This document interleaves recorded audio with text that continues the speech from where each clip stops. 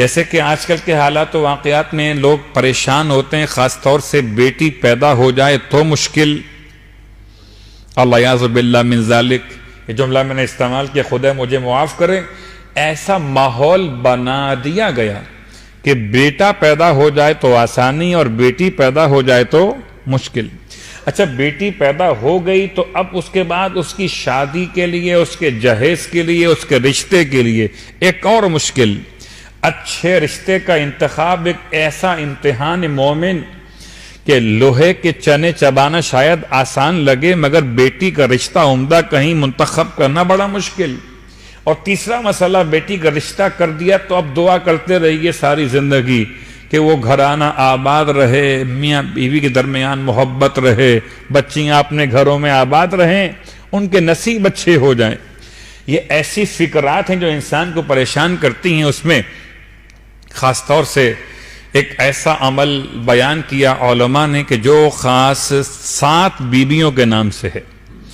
7 بیویاں کون سی ہیں؟ جن میں پہلی بیوی جناب خدیجہ طاہرہ سلام اللہ علیہا، دوسری بیوی جناب فاطمہ بنت اسد سلام اللہ علیہا، صلوات پڑھے محمد و آل محمد۔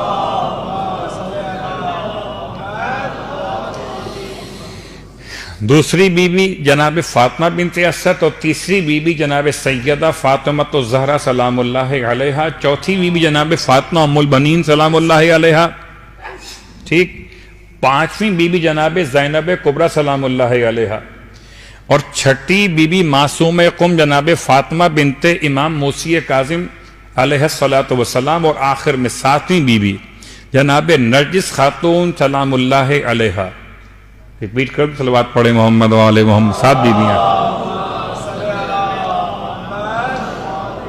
جناب خدیجہ طاہرہ، فاطمہ بنت اسد، جناب سیدہ کونین، جناب ام البنین، جناب زینب کبریٰ، جناب معصوم قم اور جناب نرجس خاتون، یہ 7 بیویاں ہیں۔ یہ 7 بیویاں اتنی معتبر ہیں، تمام بیویاں جو اہل بیت کے خانوادے میں، ان تمام بیویوں میں، حتیٰ کہ انبیاء کے خاندانوں میں اتنے معتبر نام آپ کو ایک ساتھ کہاں ملیں گے؟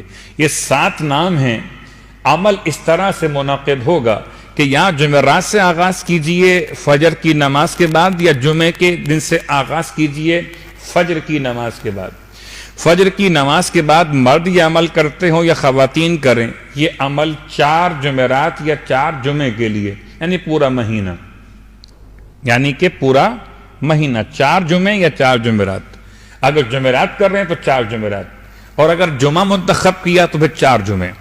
فجر کی نماز پڑھنے کے بعد ان 7 بیویوں کی خدمت میں ہدیہ 2 رکعت نماز، تو یہ 7 نمازیں ہو گئیں اور 14 رکعت نماز ہو گئی بطریقہ نماز فجر۔ ہدیہ پیش کرتا یا کرتی ہوں 2 رکعت نماز بخدمت جناب خدیجہ طاہرہ قربتاً الی اللہ۔